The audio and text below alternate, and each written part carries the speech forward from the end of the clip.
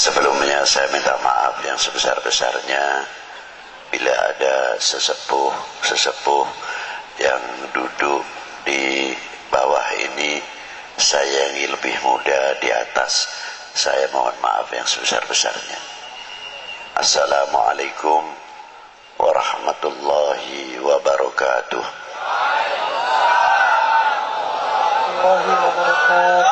Alhamdulillahil awalu bila ibtida wal akhiru bila intiha, jami'us sifatil ulya wal izzati wal kibriya, wassalatu wassalamu ala imami ahli safai wal wafa, utbil anbiya wal awliya, sayyidina wa maulana Muhammadin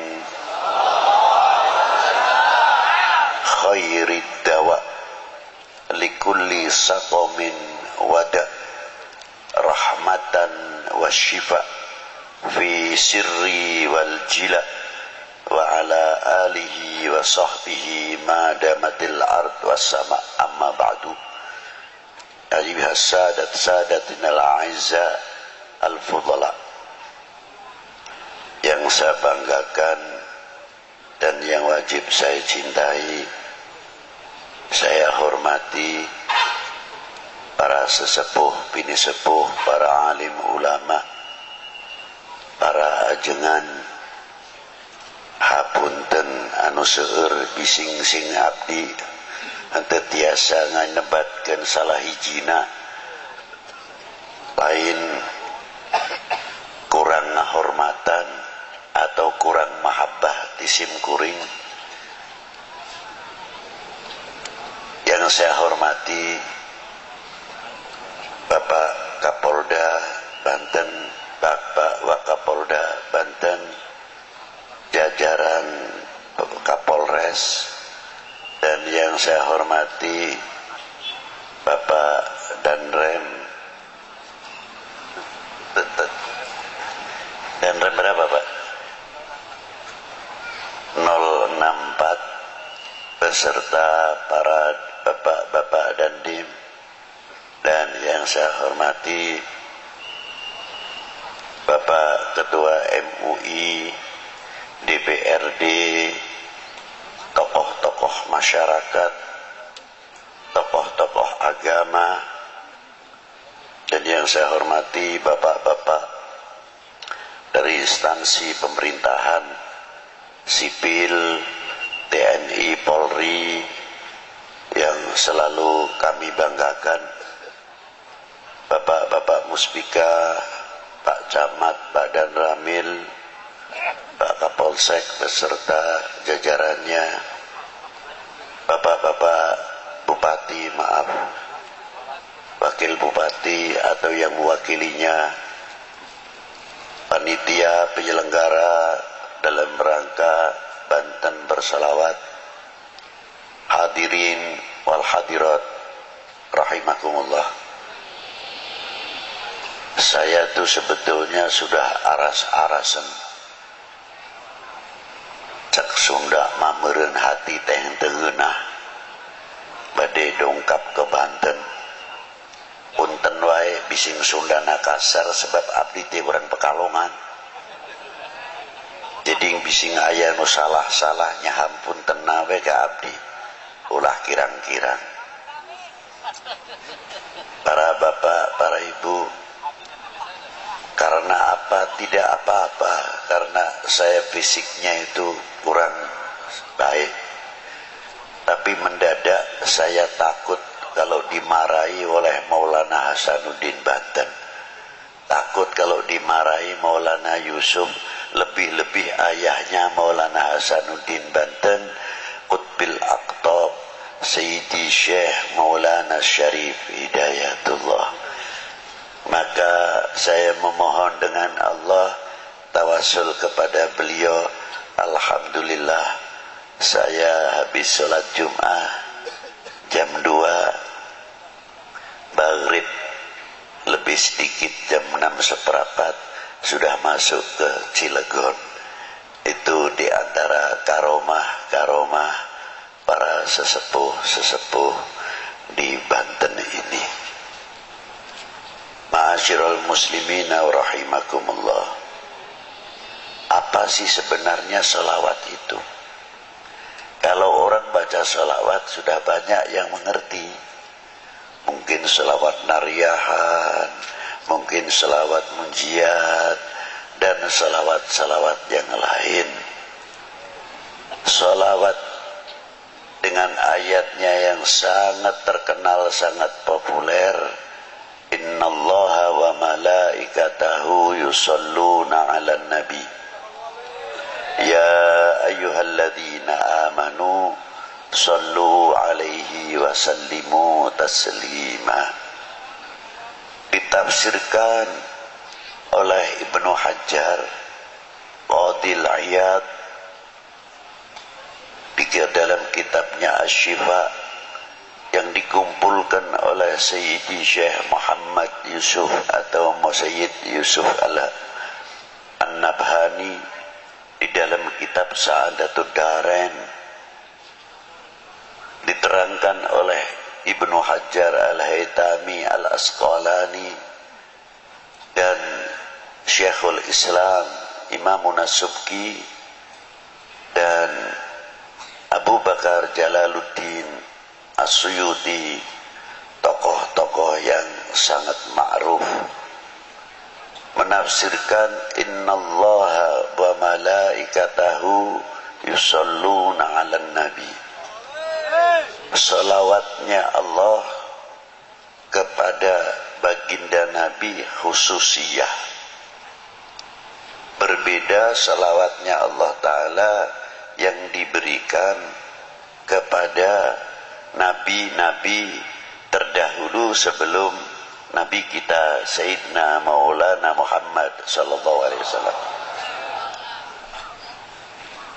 Kalau sholawat yang diberikan kepada para anbiya rahmatan mutlak, tapi yang diberikan kepada baginda Nabi maknanya salatullahu alaihi sallallahu alaihi wasallama salatan rahmatan makrunatan bita'zim.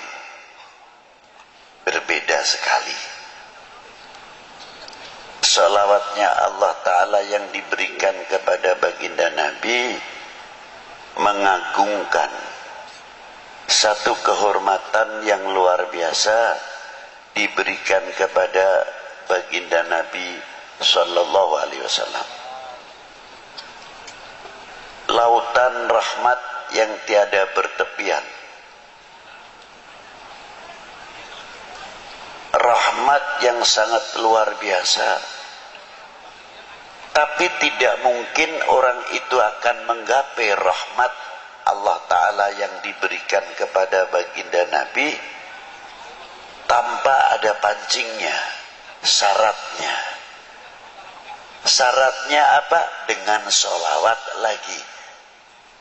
Jadi kalau kita membaca selawat kepada baginda Nabi, yang untung itu bukan baginda Nabi, yang untung sebetulnya kita. Itu diantaranya. Jadi jangan bangga, jangan salah faham seolah-olah kita bisa mendoakan baginda Nabi. Tidak, dengan salawat itu justru mendapatkan doa baginda Nabi sallallahu alaihi wasallam. Buktinya apa? Di makam baginda Nabi sallallahu alaihi wasallam itu ada satu malaikat ila yaumil qiyamah yang menunggu makamnya Rasulullah, setiap hari menerima sholawatnya umatnya, disampaikan kepada Rasulullah. Yang hebat itu tidak pribadinya saja. Malaikat cara menyampaikan kepada baginda Nabi disebutkan orang tuanya. Ini sholawatnya fulan bin fulan ya Rasulullah kepadamu. Jadi kalau kita ini mengangkat sholawat, walaupun yang bersholawat itu anak sendirian atau orang tua, aliasnya mengangkat kedua orang tuanya di hadapan baginda Nabi sallallahu alaihi wasallam dan mendapatkan rahmat. Yang mendapatkan rahmat bukan si pembaca salawat saja, tapi kedua orang tuanya, karena disebut oleh malaikat tadi salawatnya fulan bin fulan ya Rasulullah. Kelihatannya sepele. Ma'asyiral muslimina rahimakumullah, takdimnya Allah subhanahu wa ta'ala makrunatan bita'dim, ada satu kandungan nilai-nilai akhlak yang luar biasa. Di antaranya apa? Allah ta'ala memberikan satu contoh nilai akhlak, nilai adab. Karena tadi makrunatan bita'dim. Apa di antaranya? La taj'al du'a ar-rasul bainakum kadu'ai ba'dukum ba'da. Jangan engkau memanggil kepada kekasihku ini sebagaimana engkau memanggil sesamamu. Allah Ta'ala tidak pernah memanggil dengan kalimat nida ya Muhammad atau ya Ahmad. Tidak ada itu. Coba dari mulai Bismillahirrahmanirrahim, Alif Lam Mim sampai kepada Qul a'udzu birabbin nas, tidak ada kalimat nida ya Muhammad atau ya Ahmad. Ada khobar wa ma Muhammadun illa rasul, begitupun pangkatnya Rasulullah di bawah illa rasul.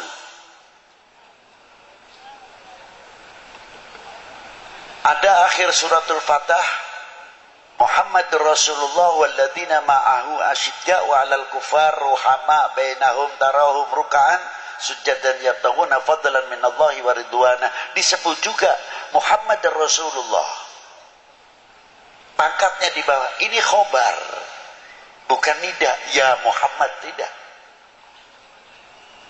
Tapi panggilan Allah Ta'ala yang langsung kepada baginda Nabi Shallallahu Alaihi Wasallam yang dipanggil apa? Yasin, Toha, ya ayuhan Nabi, ya ayuhan Rasul, ya Mudaththir, ya Muzammil, dan lain sebagainya, kebesaran-kebesaran asma'un Nabi Shallallahu Alaihi Wasallam.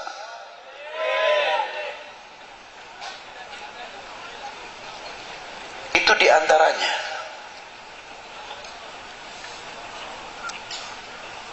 Maka kita dididik oleh Allah Ta'ala, jangankan kepada baginda Nabi Shallallahu Alaihi Wasallam, yang kepada kita sendiri, bagaimana cara menghormati antar sesama kita.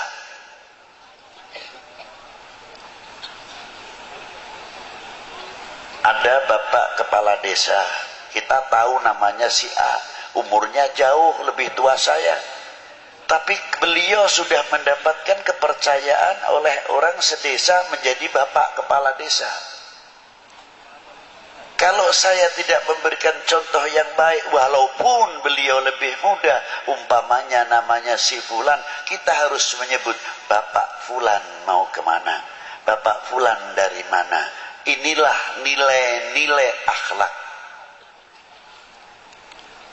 Kalau sudah kita saling menghormati, orang awam akan bertanya, akan berbicara, tuh ajengan yang begitu sepuh saja, tuh Habib yang begitu sepuh saja menghormati kepada kepala desanya, padahal kepala desanya pantasnya anaknya, tapi begitu hormatnya. Inilah meningkatkan kewibawaan daripada nama desa itu sendiri. Tapi kalau kita sudah memanggilnya, Fulan mau ke mana, Fulan badai ke mana, atau badai tindak pundi, apa ngendi, dan sebagainya, secara tidak langsung menjatuhkan kewibawaan pimpinan-pimpinan yang ada di dalam desa itu, walaupun dalam sekup yang kecil. Itu hebatnya.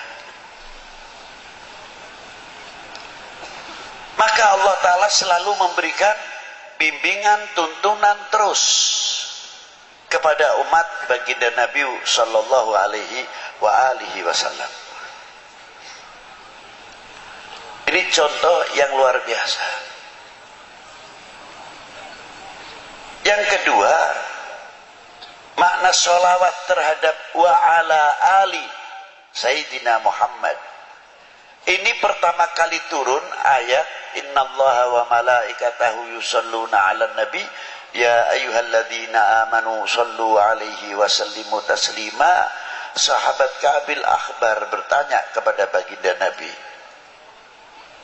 kaifa nusalli 'alaika ya Rasulullah? Hebatnya sang penanya, tidak menggunakan, memunculkan ego atau akuisme, menggunakan kalimah nahnu.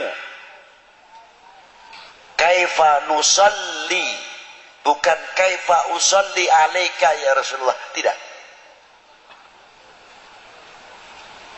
Kalau begitu para sahabat alim juga.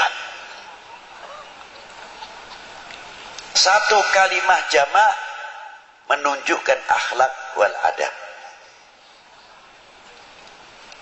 Kalau bahasa Jawa panjenengan, panjenengan dalam. Halusnya kalau dalam bahasa Arab selain antum, samahatikum, saadatikum, itu kromo inggil, bahasa yang tinggi. Ila hadratis samahat fulan syekhona wa ustadina Sayyidi Syekh fulan bin fulan. Itu diantaranya. Nah, kita dipanggil seumpamanya ketemu dengan teman-teman, antum dari mana? Bukan ente sing ngendi, bukan. Tapi antum dari mana? Ini halus. Kalimah panggilan antum akan berdampak yang hebat kepada ikhwanuna wa asgharina, kepada anak-anak, sebab menggunakan kalimah antum. Yang kedua, menggunakan kalimah nahnu mutawadian, untuk menunjukkan ketawaduan. Seseorang tidak pernah menggunakan ana. Ana ini bisa digunakan tertentu, tapi kalau ahlil akhlak wal adab bahkan menyebutkan al-faqir indallah, bukan indanas. Sebab ada menggunakan kalimah al-faqir bisa untuk mengundang pangkat alim. Sebabnya apa? Rata-rata orang alim biasanya menyebutkan dirinya al-faqir. Maka dari itu supaya saya dipanggil alim, maka menyebut diri saya al-faqir supaya dipanggil alim. Nah itulah. Itu kita ketipu dengan dirinya sendiri. Padahal yang dimaksud di sini al-faqir indallah. Al-faqir indallah. Itulah sahabat Ka'ab dengan rendah dirinya di hadapan sang maha guru, ialah baginda Nabi sallallahu alaihi wasallam. Kaifa nusalli alaika ya Rasulullah? Mengapa menggunakan kaifah alaika bukan alaikum? Di sini menggunakan mukhatab istikhdhariyah. Seperti pada waktu kita sholat, at-tahiyyatul mubarakatus salawatut thayyibatul lillah. Assalamu alaika, ketika mengucapkan assalamu alaika seolah-olah kita berhadapan dengan baginda Nabi sallallahu alaihi wasallam. Ini disebut mukhatab istikhdhariyah.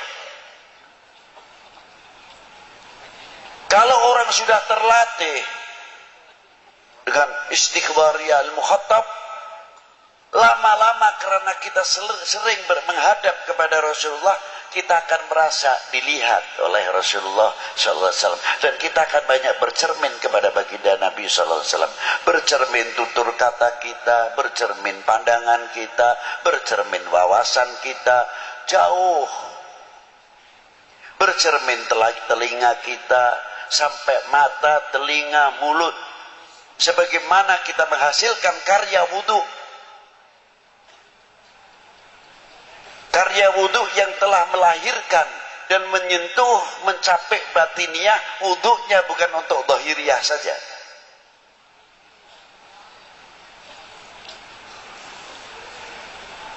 Muka kita ini belajar di wudui setiap hari. Kalau kita hitung membasuh muka saja 3 kali, kali 5. Kalau setiap sholat wudu sudah 15 kali. Kali 30 berapa? Berarti sudah 450 cuci muka dengan air wudu. Sudahkah menyentuh batiniah kita atau belum? Kalau wudu kita menyentuh batiniah kita, akan menghilangkan akuisme. Kun mutawadian, rendah diri. Semakin bercahaya mukanya, min atharin nuril wudu, sebab setiap orang membasuh mukanya keluarlah dosanya, kata Nabi sallallahu alaihi wasallam, min fadailil wudu.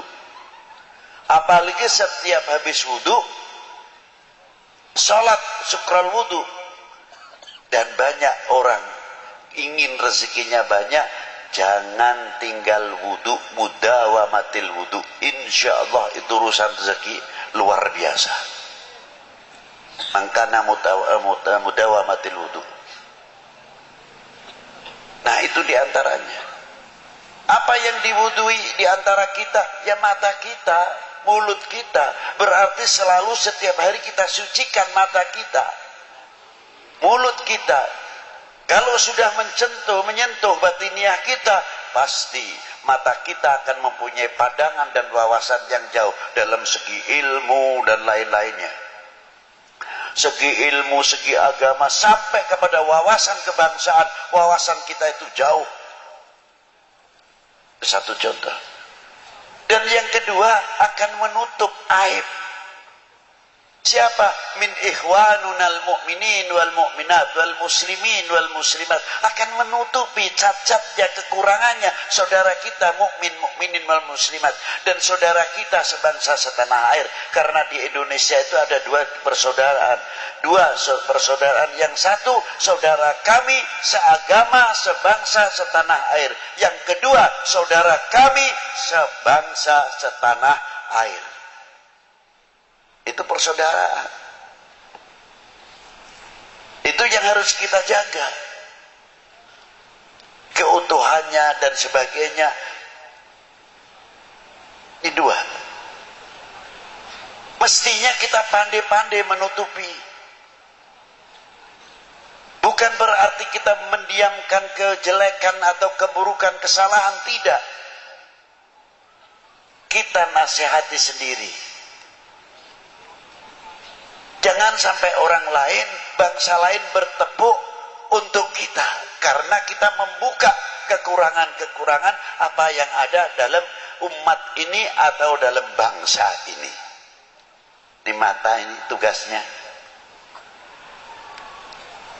Yang kedua, telinga mempunyai filter, bisa memisahkan mana yang akan menjadikan pecah belahnya umat ini dan pecah belahnya bangsa, pecah belahnya keluarga, pecah belahnya tetangga, pecah belahnya kampung.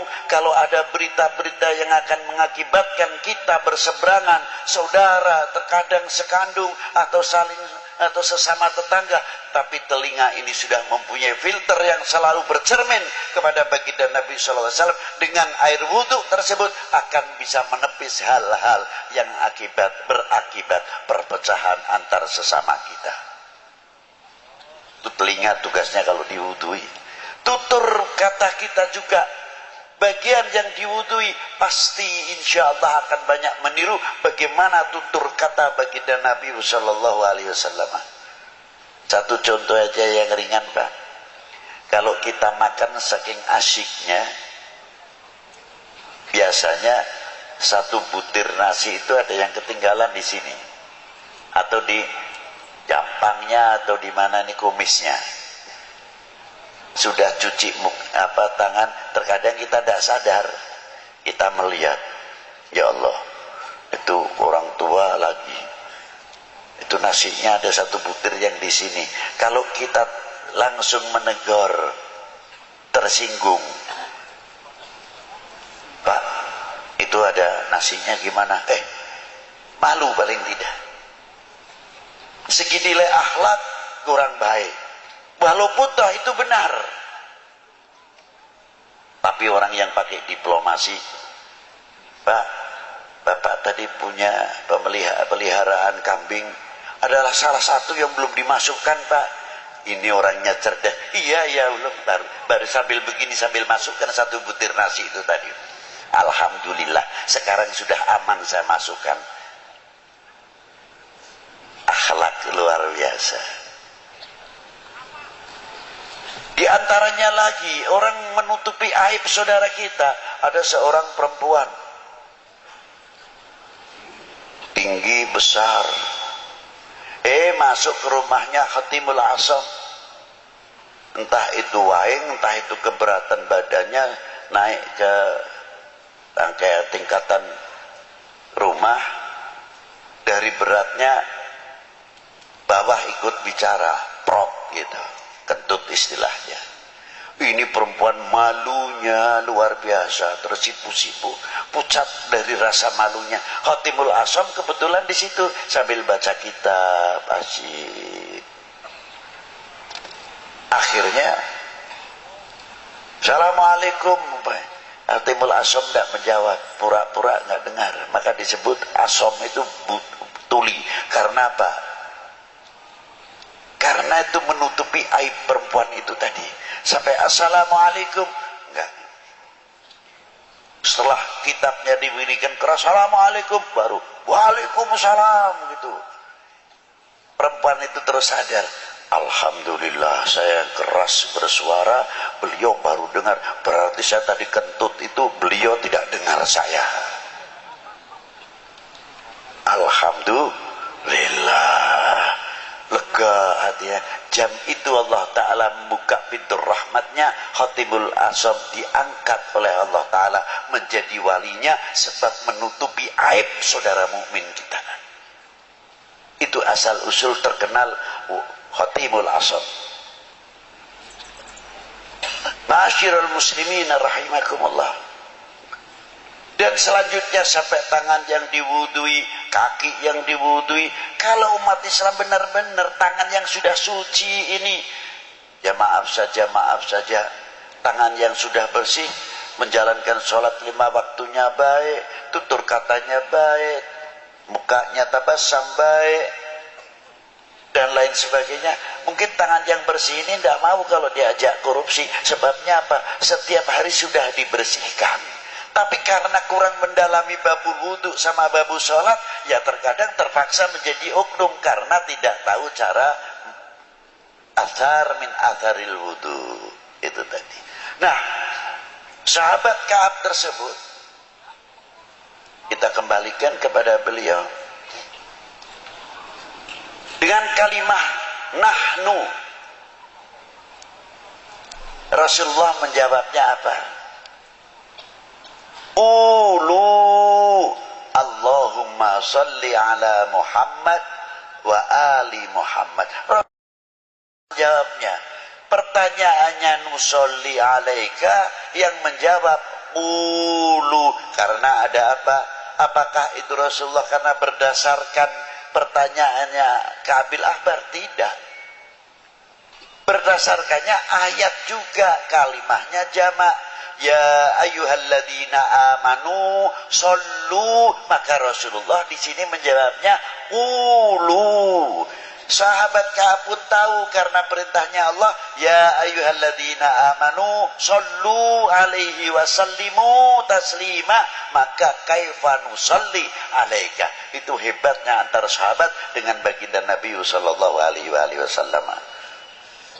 Komunikasi yang sangat indah, ananiyahnya, akuismenya sahabat Ka'ab tidak ada. Rasulullah pun memberikan contoh. Pada waktu kaifa nusalli alaika ya Rasulullah, Rasulullah diam, tidak langsung menjawab. Diam dulu. Setelah berapa saat Rasulullah membacakan salawatnya, Allahumma salli ala Muhammad wa ala ali Muhammad kama sallaita ala Ibrahim wa ala ali Ibrahim. Tidak menggunakan Sayyidina. Sahabat Ka'ab sebagai murid sedang dituntun, dibimbing oleh sang guru. Apa adanya Rasulullah memberikan satu contoh, Allahumma salli ala Muhammad, murid pun mengikuti Allahumma salli ala. Tapi ketika keluar, sahabat Ka'ab tetap menggunakan kalafdhu siyadah bidalil ana sayyidi waladi Adam.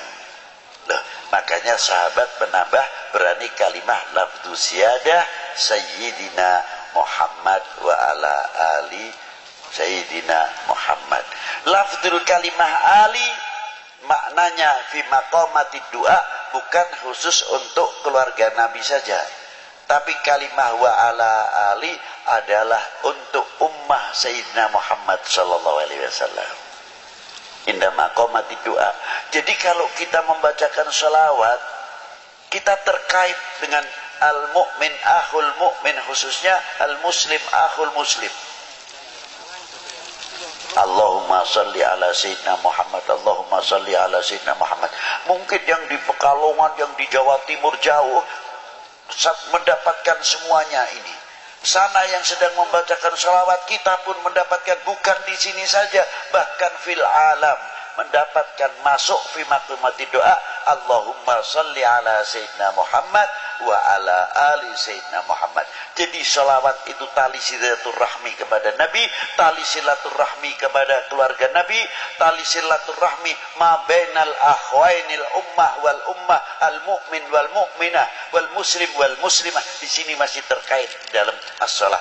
Makanya saya kagum sekali kok ada Banten bersolawat. Saya tidak heran, itu luar biasa. Karena apa? Saya tidak heran. Banten cukup mempunyai sejarah yang kaya. Saya tidak kepura-kepuraan. Saya ngangkat tidak. Kakek saya asli dari Banten. Kiai Hasan Qudsi itu asli Banten. Bin Muhyiddin. Bin Kiai Muhyiddin. Itu kakek saya. Yang meninggal di Indramayu. Saya punya hababah. Sayyidah Marinah, Ratu Marinah. Jadi saya kesini itu istilahnya sedikit pulang kandang. Di mana napak tilas saya punya datuk-datuk, termasuk anak saya Zainal Abidin.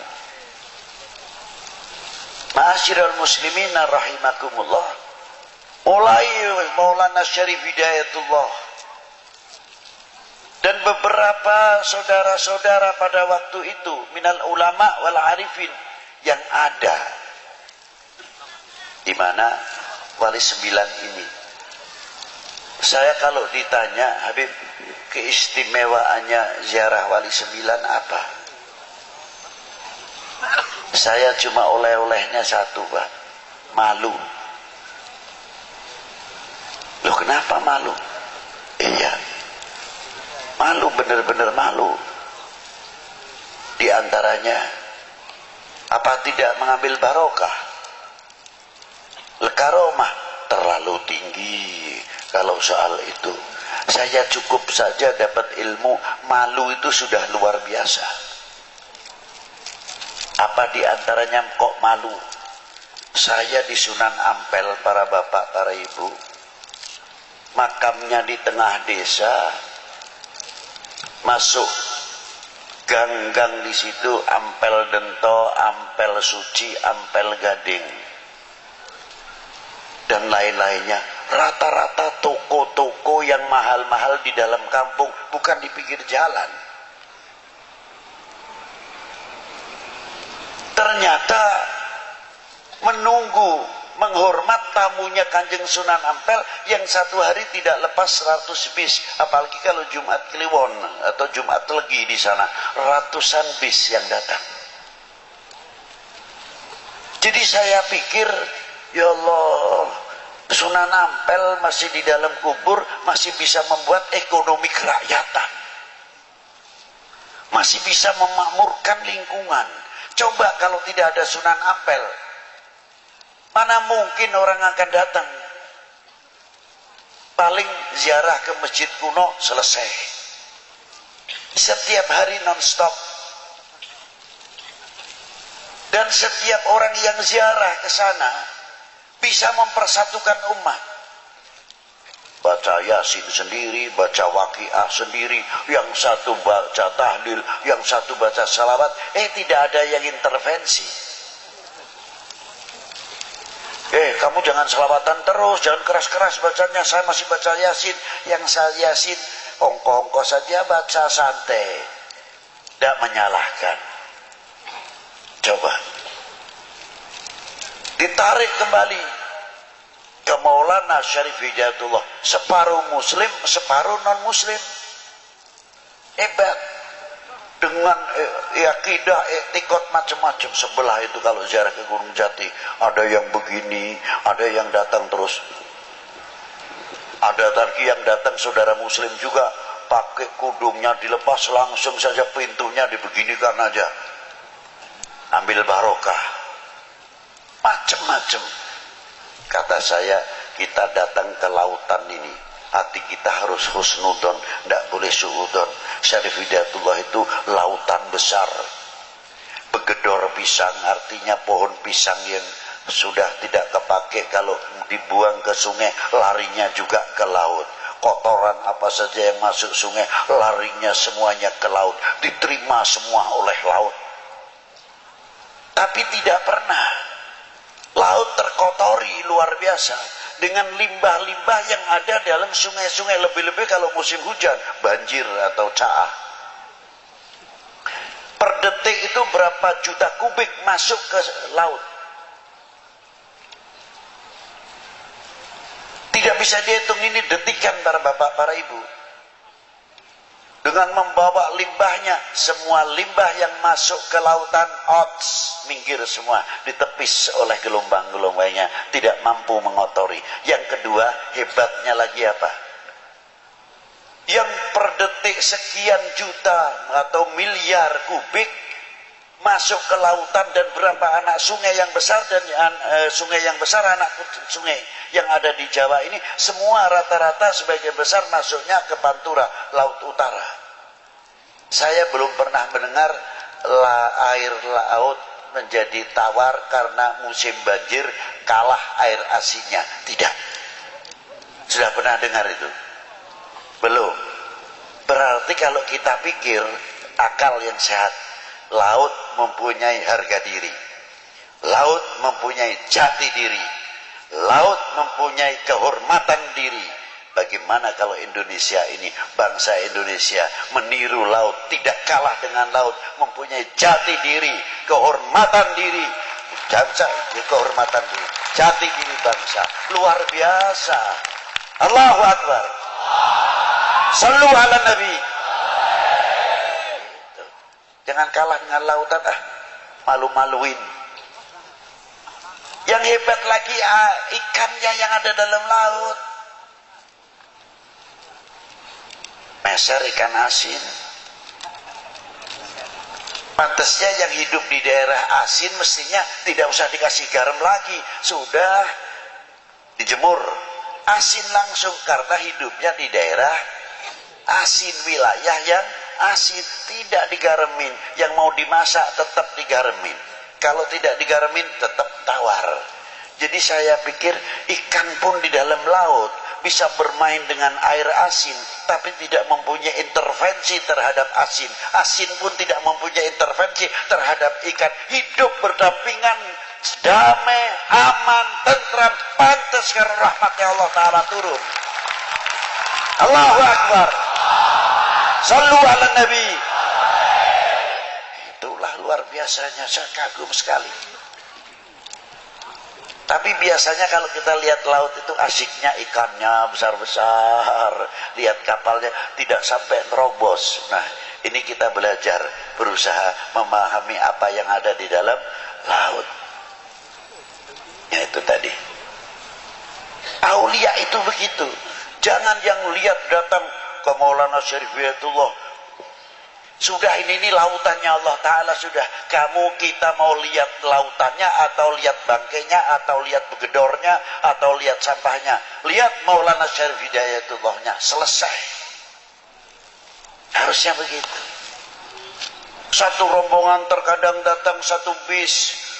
Dengan bis Jawa Timur, Jawa Barat, terkadang dari luar Jawa. Dengan gaya tahlilnya yang macam-macam.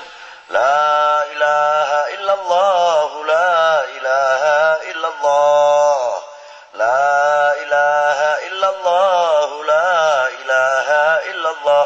Yang satu lain lagi kelompok ini, satu bus entah dari mana.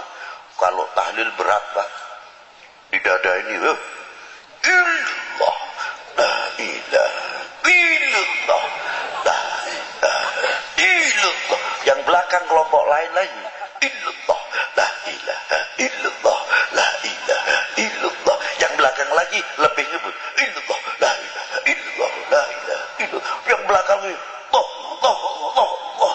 Yang lain lagi sallallahu ala Muhammad, sallallahu ala Muhammad. Yang satu lagi ya Latif, ya Latif. Tidak ada yang fasiha, tidak ada yang tukaran. Berarti orang mati masih bisa mempersatukan umat, orang mati masih bisa mempersatukan bangsa, orang mati masih bisa memberikan tuntunan, bukan tontonan.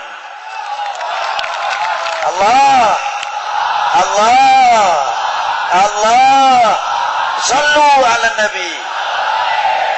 Luar biasa. Maka saya malu kalau lihat Syarif Hidayatullah. Seumpamanya saya ceritakan, yang satu zikirnya la ilaha illallah, la ilaha illallah. Yang satu illallah. Kang, jangan begitu nih, dada saya sesek. Biasa saja tahlilnya, biasa seperti saya. Kata rombongan ini, saya itu mantepnya begini, sampai nongkong wae tulan niru-nuru. Yang sebelahnya satu rombongan lagi yang tahlilnya illallah, la ilaha illallah, la ilaha illallah. Tapi matanya ke sana ke sini, lihat ini dua rombongan pasya. Illallah, la ilaha illallah, la ilaha illallah. Ini ada-adalah. Rupanya yang ini tersinggung juga. Lu lagi ribut. Kita masih begini, ente tambah ngebut. Katanya ngebut. Loh kalau saya tidak ngebut, mana mungkin saya dapat banyak. Nah itu. Enggak lama datang orang gede untung besar. Pakainya speaker nih, dikempit begini kan. Saya kira ini, aduh jangan-jangan suaranya orang sudah tinggi begitu tuh, top dah suaranya. Aduh saya menyingkir aja dulu lah daripada kena suaranya speakernya, sebab orangnya begitu tinggi. Saya kira suaranya sama dengan tingginya. Enggak tahu ilah hadratin Nabi Mustafa Sina Muhammadin sallallahu alaihi wasallam. Al-Fatihah. Loh. Ada lagi ini namanya pengalaman ziarah di Maulana Syarif Hidayatullah, dan di mana-mana asik juga saya pikir gitu. Komplit. Subhanallah. Di lingkungannya pasaran. Ekonomi kerakyatan terbangun. Maka saya bertanya, saya pernah berbuat apa untuk umat ini? Saya pernah berbuat apa untuk umat ini? Saya telah mengisi apa tinggalan Rasulullah Sallallahu Alaihi Wasallam? Beliau luar biasa, Maulana Syarif Hidayatullah, wali ibnul wali wa ibnul wali ibnul wali.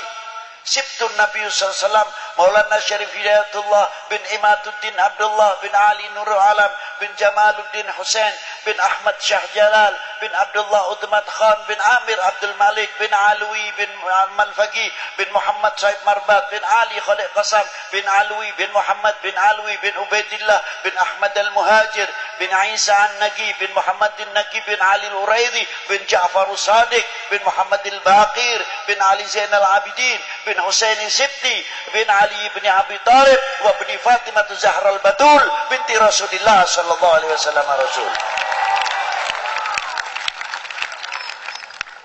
Faqala Nabi sallallahu alaihi wasallam, ahli baiti kama tali safinatin Nuh, anak cucuku bagikan perahunya Nabi Allah Nuh. Alhamdulillah, Banten mempunyai safinatun Nuh. Man rokibaha najah, barang siapa menaikinya selamat. Sebab safinatun Nuh, siapa beliau? Maulana Hasanuddin bin Syarif Hidayatullah wa Muhammad Yusuf bin Hasanuddin Al-Bantani bin Maulana Syarif Hidayatullah. Tubahlah kum, beruntunglah kalian mempunyai paku di negeri ini. Tidak cukup di Banten saja. Ada seseorang wali besar ziarah ke Maulana Syarif Hidayatullah, namanya Al-Habib Alwi bin Muhammad bin Tahir Al-Haddad. Ketika ziarah ke Maulana Syarif, kaifa halukum ya Syarif Hidayatullah, apa kabar, bagaimana antum di sini di Indonesia ini? Ana hami fil Jawa, saya adalah pelindungnya di Jawa ini. Ketika Syed Habib Alwi ziarah ke Maulana Syed Ibrahim Bonang, kaifa halukum ya Syekh Sunan Bonang, apa kata Syarif Maulana Syarif Hidayatullah? Beliau hami fil Jawa wa ana nadiruha.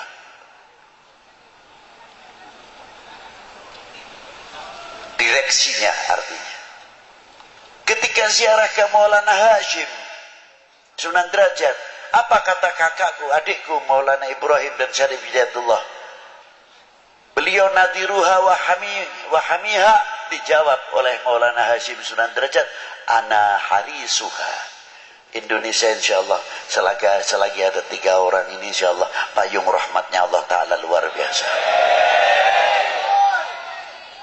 Beruntunglah kami semua khususnya, dan beruntunglah kalian yang fil Banten ini. Semoga dengan sholawat Nabi itu tadi menjadi mercusuar dan yang luar biasa, kita menjadi contoh penyejuk, kita menjadi contoh perekat sebagaimana yang dicontohi oleh Maulana Hasanuddin Banten. Mungkin kalau kita mencontoh Syarif Hidayatullah terlalu jauh, kita contoh Maulana Hasanuddin Banten. Begitu hebatnya. Dulu kalau kecil saya ziarah ke beliau masih kurang ramai, sepi. Sekarang sudah orang ziarah luar biasa, ramainya luar biasa. Ya Allah, kapan aku ini mendapat qatrah sedikit sajalah dari Maulana Hasanuddin, bisa memberikan satu contoh yang luar biasa. Bagaimana hidup beliau pada waktu perjuangan mempertahankan Malaka dari pertahanan Portugis. Bagaimana anaknya Sultan Abdul Fattah Adipati Yunus mengirimkan pasukannya untuk mempertahankan Indonesia daripada serangan Portugis yang sudah menduduki Malaka dan lain sebagainya. Beliau itulah dermawan, murah senyum, basyasyah seperti kakeknya baginda Nabi Shallallahu Alaihi Wasallam. Sampai mati pun masih bisa memikirkan ummah, masih bisa sebab memberi makan yang hidup. Luar biasa. Kita ketinggalan dengan para wali-wali 9 khususnya. Beliau mempunyai manajemen hidup rapi, mempunyai visi misi rapi, mempunyai konsep yang luar biasa. Bukan terus kita dakwatul Islam dengan cara-cara yang kurang terpuji. Beliau berdakwah dengan akhlakul karimah yang luar biasa. Yang ahli pertanian dengan pertaniannya, yang ahli ketabiban dengan ketabibannya, yang ahli penyakit dengan ahli penyakitnya, yang ahli pembangunan dengan pembangunannya, yang ahli ekonomi dengan ahli ekonominya, sehingga pada waktu itu makmur apa yang dipimpin oleh para beliau-beliau. Itu hebatnya Wali Sembilan. Kita kalah, itu diantaranya. Maju luar biasa, tapi terkadang kita ketinggalan. Kita masih berbicara khilafiyah, talqin, tahlil, maulud, manakib, teater, nabubu. Sampai kapan? Tertinggal dan tertinggal. Kita malu rasanya. Rasulullah ketika hijrah, pedangnya bisa diganti dengan pedang apa? Melahirkan ilmuwan intelektual, membangun sarana pendidikan, sarana ibadah, membangun dunia ekonomi yang luar biasa, membangkitkan dunia pertanian yang luar biasa. Mungkin kalau kita terjemahkan dengan bahasa sekarang, Allahu Akbar, bangun ekonomi, Allahu Akbar, bangun marketing, Allahu Akbar, bangun perguruan tinggi khusus ilmu Al-Quran, ilmu pengetahuan yang ada di dalam Al-Quran. Allahu Akbar, bangun supermarket, Allahu Akbar, bangun mall, bukan Allahu Akbar, bangun khilafiyah. Dari sini ke sana, dari sana ke sini, talqin, tahlil, maulud, manakib, terus begitu dan begitu, tidak ada habisnya. Yang satu membid'ahkan, yang satu menjawab, dan lain sebagainya. Sedangkan bangsa lain membuat senjata yang hebat, membuat nuklir yang hebat, pesawat tempur yang hebat, pesawat-pesawat ataupun kapal-kapalnya yang luar biasa, canggih-canggih luar biasa. Kita tertinggal. Betul? Betul enggak? Tinggal. Belum pesawatnya untuk jamaah haji. Yang bikin siapa? Ketinggalan lagi. Ilmu IT, antropolognya, astronominya, elektronya, ketinggalan semuanya. Obat-obatan sampai alat-alat kedokteran, siapa yang bikin kita ketinggalan juga? Yang bahas khilafiyah terus, sampai kefanatikan kita hampir pudar. Maaf, jangan tersinggung. Maaf Bu, jangan marah ya. Saya ngomong seadanya aja. Seandainya kita itu fanatik dengan apa yang hasil bumi pertiwi ini, kita bisa mengejar ekonomi kita yang tertinggal. Karena apa? Hasil karya bumi pertiwi kita terangkat namanya. Ayo bareng-bareng dirubah supaya kita dapat nama. Kira-kiranya mau nggak? Dapat nama lo ini. Pasaran kita supaya baik. Dirubah jambunya jambu Indonesia, jambunya jambu Banten, jambu Pandeglang, jambu Serang. Keluarkan kualitas yang luar biasa. Nanamnya di Indonesia, apa di Indonesia, yang dapat nama orang lain jambu Bangkok. Sampai ayamnya bertelur di sini, apa di sini, ayamnya ayam nasib. Kira-kiranya malu nggak? Kira-kiranya tertinggal kita. Duren Bangkok, duren motong. Ayo sedikit-sedikit supaya kita mempunyai kefanatikan terhadap bangsa ini. Jambu Indonesia, duren Indonesia, lele Indonesia. Lagi-lagi Bangkok, boro-boro gulanya masih tetap gula Jawa. Ini kalau sudah Jawa, gula Bangkok mati kutu deh. Ayo bangkitkan kembali supaya ekonomi kita bangkitkan, merasa memiliki handar beni kepada tanah air ini. Insya Allah ekonomi kita akan maju. Sebagaimana Maulana Hasanuddin saja dikubur masih bisa memberikan kesejahteraan kepada yang hidup, khususnya kepada lingkungannya. Inilah hikmah daripada as-shalah ala Nabi sallallahu alaihi wasallam. Ayo bangkitkan kembali intelektual kita, bangun madrasah kita dan lain-lainnya. Semoga dengan barokah para aulia yang ada di negeri ini, kita diberi barokah umurnya, barokah rezekinya, barokah pertaniannya, barokah, lain-lainnya dan lain-lainnya. Dan kita menjadi umat tidak akan memalukan para sesepuh kita. Kita jadi umat tidak akan memalukan para guru kita. Kita menjadi umat tidak akan memalukan kedua orang tua kita di hadapan Allah Subhanahu wa taala. Belajarlah menjadi orang yang mengerti terima kasih kepada kedua orang tua kita. Seandainya gunung yang paling terbesar di sini umpamanya Gunung Krakatau atau Gunung Karang dijadikan emas untuk membalas jasanya kedua orang tua kita dan guru kita, belum apa-apa. Jangan dikira kita sudah begini. Anak-anak kita di pesantren, di madrasah asyik, tapi kita berpikir bagaimana nasib orang tua kita di dalam dunia pertanian dan ekonominya. Terkadang jam 3 malam sudah bangun, membawa doplaknya, dia isi sayuran, isi sampel dan lain-lainnya, dibawa ke pasar. Hawanya dingin, yang kalau musim dingin, yang musim hujan, yang musim panas. Demi siapa? Demi anak-anaknya yang di dalam pesantren, yang di dalam madrasah dan lain sebagainya. Mestinya kita malu kepada para beliau. Bagaimana tokoh-tokoh ulama kita terdahulu di dalam menasyru syariah wal Islam, fasilitas masih begitu hebatnya, sulit sekali.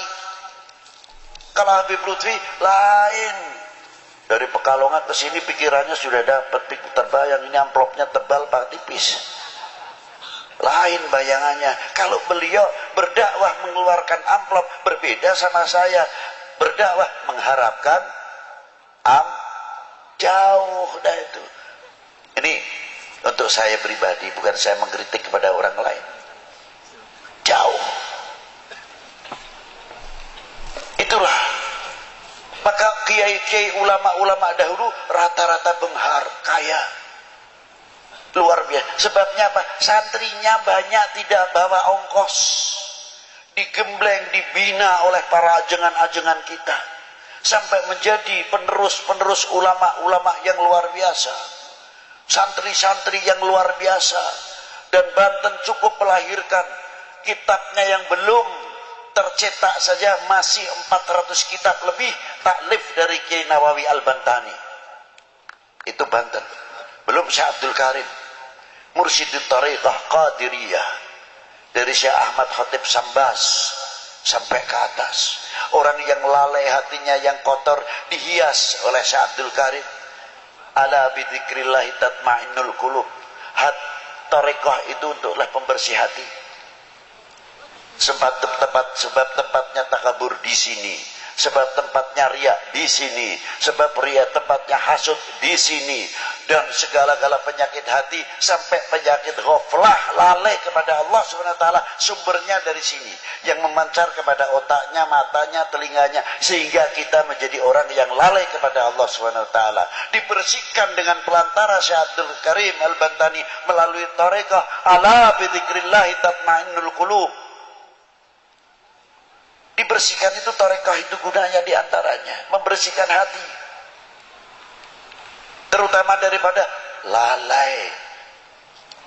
Kalau kita sedang mengucapkan la ilaha illallah, merasa didengar, dilihat oleh Allah Ta'ala, merasa diperhatikan oleh baginda Nabi sallallahu alaihi wasallam. Artinya kita sambil bercermin la ilaha illallah, selalu kita robitoh kepada guru-guru kita sampai mampu robitoh kepada baginda Nabi sallallahu alaihi wasallam. Kalau kita bisa mengamalkan itu, aman luar biasa. Karena apa? Kita selalu merasa didengar, dilihat oleh Allah Subhanahu wa. Mau berbuat maksiat malu, mau ngomongin orang malu, mau nyaci maki orang malu, mau nyacat orang malu, karena kita selalu dilihat oleh Subhanahu wa ta'ala. Itulah diantara pentingnya thariqah. Semoga kita dimasukkan golongan min ahli la ilaha illallah Sayyidina Muhammad Rasulullah sallallahu alaihi wasallam. Demikian yang saya bisa sampaikan. Saya tidak bisa panjang lebar, tapi saya hanya bisa berdoa. Semoga majelis ini, saya minta sama Allah Ta'ala, tawasul kepada baginda Nabi SAW, Ya Rasulullah, ini tawassaltu bika. Kita mohon kepadamu ya Allah dengan tawasul kepada kekasihmu. Semoga majelis ini sampai majelis dunia wa akhirah bisa duduk bersama Rasulullah sallallahu alaihi wasallam. Allahumma, itulah yang bisa saya sampaikan, kurang lebihnya wal afu minkum. Wassalamualaikum warahmatullahi wabarakatuh.